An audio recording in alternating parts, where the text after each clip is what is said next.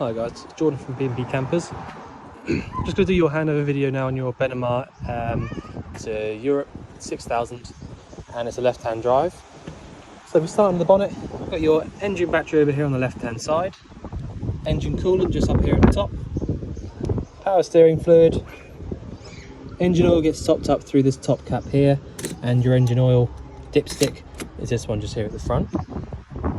You then got your power steering fluid, obviously over this side because it's the left-hand drive vehicle, and your washer fluid over here on the right. Diesel filling point is this one just here on the right-hand side, on the well, actually the driver's side, but the near side of the vehicle. I'm just going to pop this bonnet down for a second. A bit windy. So yeah, diesel filling point, push on this left-hand side, and that opens up there nice and freely. Freshwater inlet, this one just here, lubricated, nice and easy to get on and off. Gas locker, you've got space in here for probably two 13 kilo propane bottles, or you can obviously have two of these 6 kilos if you prefer. This is a new bottle in here, and by the looks of it, 2021 date on the actual pigtail, so you've got till 26 to replace that. You haven't got to worry about anything up here on the regulator. This is all just kind of our stuff for testing the gas and things like that. But I'm leaving the gas on as we speak. Turning the gas off is clockwise around to the right. Turning it on is anti-clockwise around to the left. Just close that too just for a minute. Your boiler vent is this one just here on the outside, it says Truma on it. I've got the boiler lit up on gas at the moment to try and show you how it works and things like that, and I can feel warm air coming out through the bottom just here in this little sort of groove there. In this near side rear locker, you've got a little bit inside here. You see the little blue tab? So basically that's your boiler dropout. If you did want to sort of close that off, all you need to do to drain the water out is turn that little knob up there around 90 degrees and it will drain out. And if you want to close it back over again, there's a little blue button at the very back of it. You need to push that in whilst you turn it around at the same time as well. Once you've done that, it's nice and easy. Leisure battery, I believe, sits under this little cover down here in this little garage part as well. And other than that, you've got a pretty cool design on your heating ducts around there. When you're actually in the bed, you've got little holes in this duct that basically sends the warm air up through around the corners of the bed. So it's actually a pretty clever design. Rather than coming out through a single pipe, it comes out sort of alongside the bed. Sorry about all the noise. Right, toilet cassette locker is this one over here at the rear off side of the vehicle. You've got a freshwater flush in this one, so basically as long as you've got a little bit of fresh water in your tank, you can then flush your toilet, so you haven't got to worry about any separate flush fluid above it or anything like that. To actually release the cassette itself, lift up on this bottom tab and then put it out towards you. The lip seal up here has all been lubricated, so that moves around nice and freely.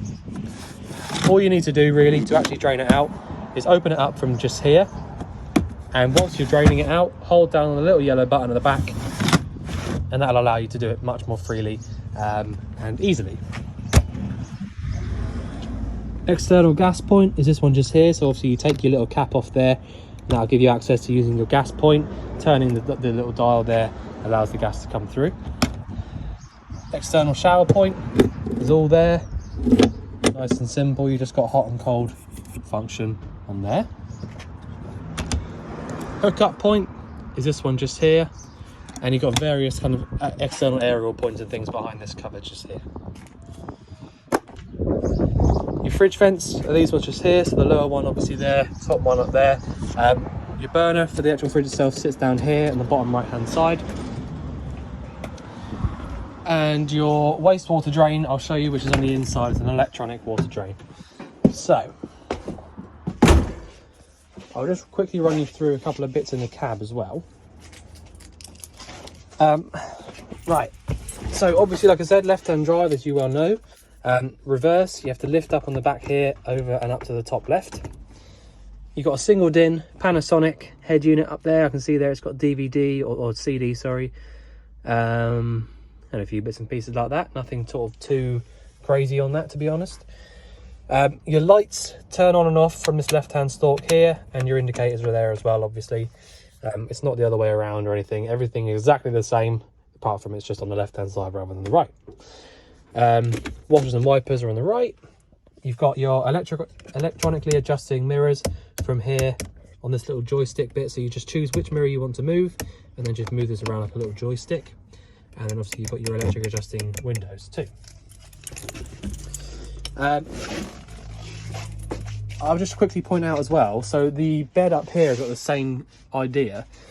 So you've got, if you can see, there's this little pipe, this is little like piping for the heating system. So you've got the combi boiler obviously, but this piping is the same for all the different piping around the vehicle, which is the heating. So whenever you get your heating on and it starts blowing the hot air around, you've got on the bed these little holes up here, which basically this pipe here has got holes on it as well, so it allows the warm air to just sort of seep up into the vehicle. Same on this side as well, so that happens on all of the beds around the vehicle. I'm just trying to have a little look to see if it's anywhere else, but I think it is just on the beds. So if you see, you've got this little bit of wood here with all these little holes in, which, if I'm honest with you, I've not actually seen before on these Truma combi boilers. I'm not. That's such a clever idea to just allow the heat to just sort of like warm up the area. It's yeah, but I just thought I'd mention that because I happened to notice it on the hab check. So right, so up here, Benimar like to keep everything nice and simple. So basically on the right hand side here, your control panel, you got things that are basically, that means 240 volts. So that's when your hookup's plugged in. So you've got 2 trip switches here and a main RCD trip switch over here. So if you plugged your hookup cable in and something dodgy happened, it might trip either one of these two or this one here. In fact, these are joined together, so it'll either be this one or this one here. If you want to isolate everything 12 volt in the vehicle, you can do that by turning off this one just here, which is marked 12 volt underneath. So if you turn that one down, basically everything, all ignition, all lights, anything 12 volt will turn itself off. So it's an isolator for your leisure battery, basically. If you turn the 12 volt one off, everything 12 volt is isolated. The rest of these bits here, they are buttons. So if you press them, leisure battery voltage, 97%, engine battery voltage, 99%. 5 litres in your freshwater tank, so that's not very much at all. And then 25 litres in your waste tank. The other two aren't really necessary. The one at the bottom tells you a rough kind of temperature inside the vehicle, but to be honest with you, I wouldn't worry about that because they're not very accurate, to be fair to you. You might look at it and think 20 degrees, that's not right. It's probably not right, just because they're not very accurate. So I wouldn't worry too much about that. But this other one here is just basically telling you power. If you've got a solar panel on the roof, which I'm assuming there is, how much power is coming in from it. So other than that, you've got your wastewater drain off, which is this one here, which is electronic, and your water pump switch just here. So I've got that on at the moment. It's a pressure powered pump, and the fact that I've got it switched on and the pump isn't running and no water's coming out anywhere just sort of proves to you that there's no leaks anywhere.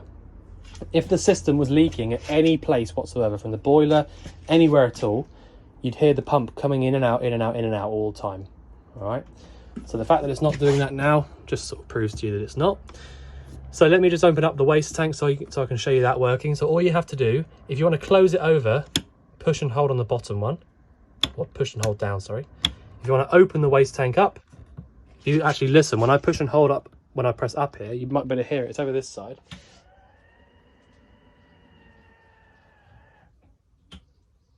So now you can hear wastewater is draining out as soon as I've pressed and hold up there on that button there. All right, so I'll leave that open so that can properly drain out, and then I'll close it back over again once I'm finished. The only other thing up here on this control panel is the fuse box, sort of fuse board. You've got a little diagram on each one of those telling you exactly what it does. And that's it. You just take those 2 screws out and they'll all be there. If any of them blow as well, by the way, which is really handy, if any of them do blow, you get a little red light up here showing you that the circuit's been broken. So you don't even have to take the fuse cover off to see which is, you know, if they're all good. As long as there's no lights alongside, they're all good. Okay, so you've got various switches around the vehicle. I'm just trying to remember Yeah, so you've got an awning light just up here, which I believe works. Yeah, so that's this little switch just here. So that's turning it on and then off. So that's that working. The one next to that is your skylight, because obviously it's a Benimar, and Benimar are renowned for being really, really high spec vehicles. So push up on this one, opens your skylight. Like that. And then you close it back down again. Like that. It will just hold the button down until it stops on its own, and that means it's properly locked in place. You then also got the light above your head, which works from this little button down here, and your step switch, which is this one just here.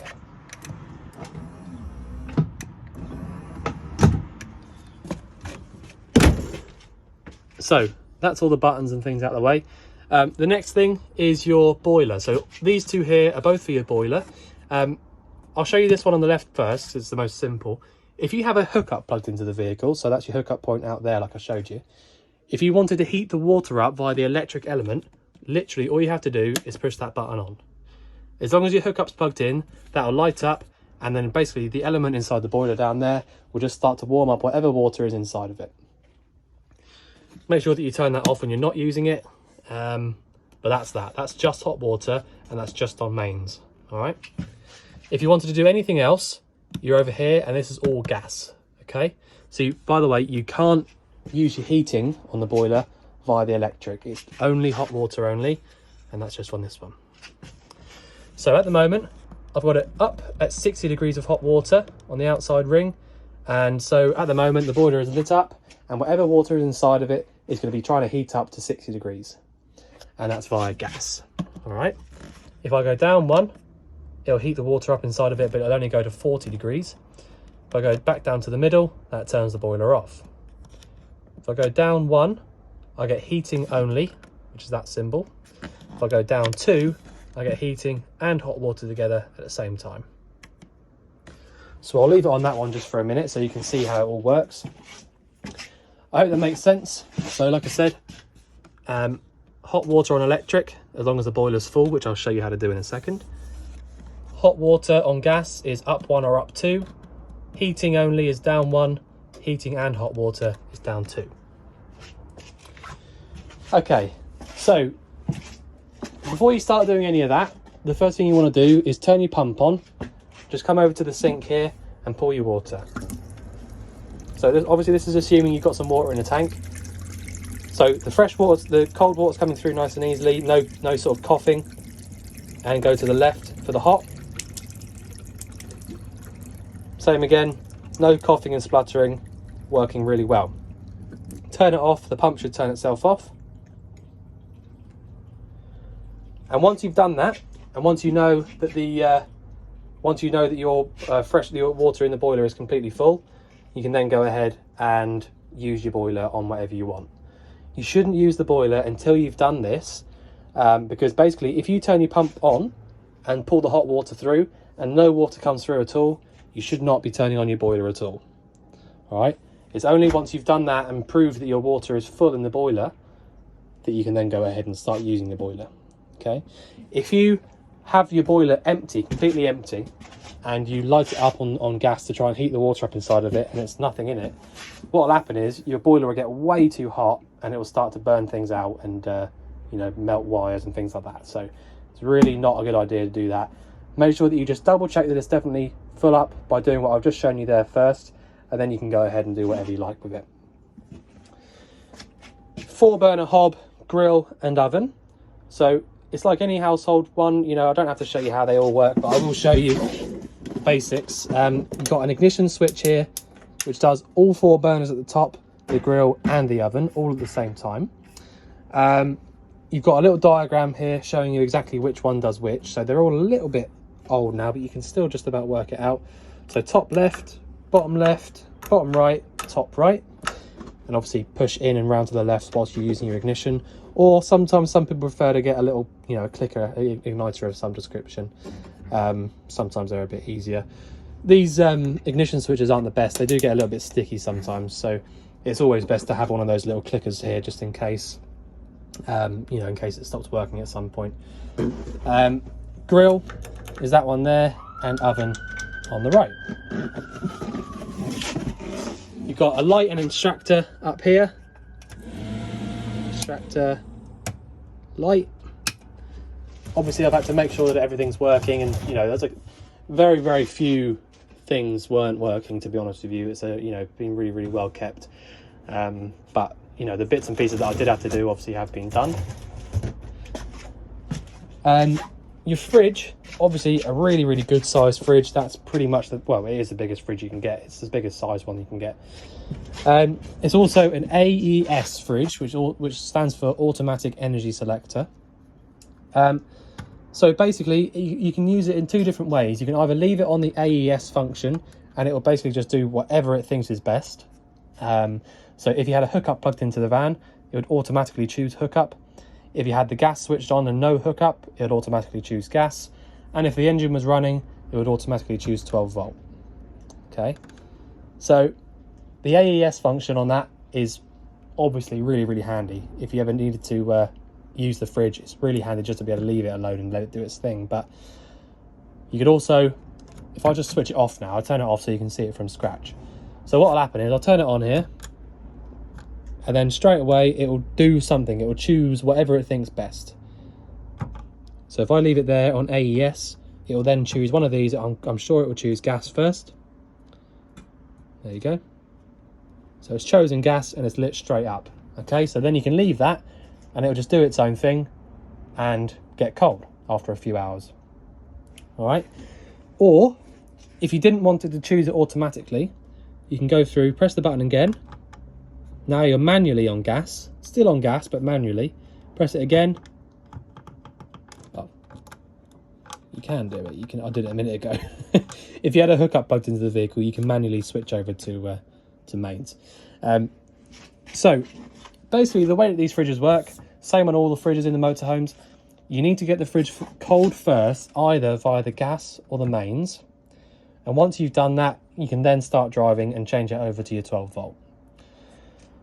Reason being, the 12 volt doesn't get the fridge cold on its own. It needs to be cold already. It just holds temperature for when you're driving. Okay. So for example, if I was going to go on holiday tomorrow morning, I would get the fridge cold first, the night before probably, on gas or electric, and then the morning of going, you start the engine up. If you got it on AES, look, if you start the engine up, it will just switch over to 12 volt straight away, and it will show you on there. A little light will come on there. So I hope that makes sense. Essentially, if you want to keep it simple, basically just turn it on, leave it on AES, and it will just choose and just do exactly what it needs to do. So yeah, that's it. So I'm going to switch that off for now. So doing that turns it all off. There's no flame there anymore. Cupboard over here, you've got a few bits that are important. So you've got your awning winder, which is this one just here. You should have some steadies at the back of the vehicle as well, assuming. You know, looking at that winder there, that's for your steadies. That's about it for that cupboard.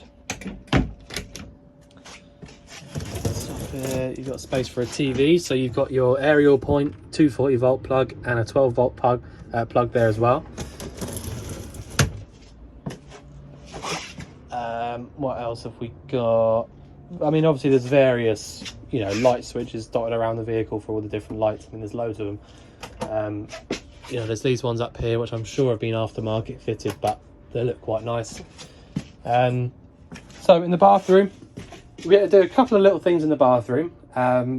So all the sink and the toilet was all okay, but the shower compartment was all a little bit kind of, the sealant around the bottom wasn't really watertight, so we've had to go around it.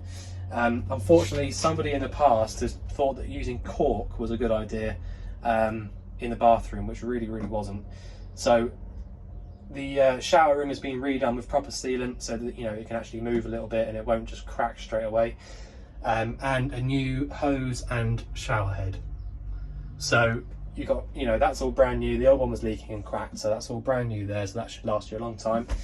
And the little drain at the bottom, we had to put a little bit of sealant around that, but otherwise it was all good. So the toilet, really, really simple how this works. Push this button down to get the flush fluid to come round. And then you've got a little drain lever at the bottom. So this is its closed position. Over to the right, opens it and allows it to go into the cassette. And then make sure that you close that back over when you're finished. Windows around the vehicle have all got fly screens like this. And then a blackout blind like that one. The bathroom's blackout is obviously different to any of the others because it's in the bathroom. The other ones look like this. See there, like that. I think that was pretty much, I mean, all I had to do really in this entire van was retension this window, and we're going to do a little bit of sealant in the bathroom. That's about it, really. I mean, it's been really well looked after. So yeah, I'm just trying to think if there's anything else. The boiler will obviously take a good half an hour or so to get you any hot water to come through. I'll just close that drain back over. Yeah, the water will take a good half an hour to actually start getting warm. That's just the way that they work, the way they are. And obviously, don't worry. I mean, the van still has to have a proper clean through and things like that first now. But yeah, so I think I've shown you everything I can. All of your paperwork for the van is in this big brown box there, so you can go through that as and when you need to. Bed over the cab, it's all pretty simple stuff. That you basically just lift it over these bits here, and then pull your bed bits out. But yeah, really nice quality van. Everything in here, I mean, you can see the thickness of the wood. It's just proper quality stuff.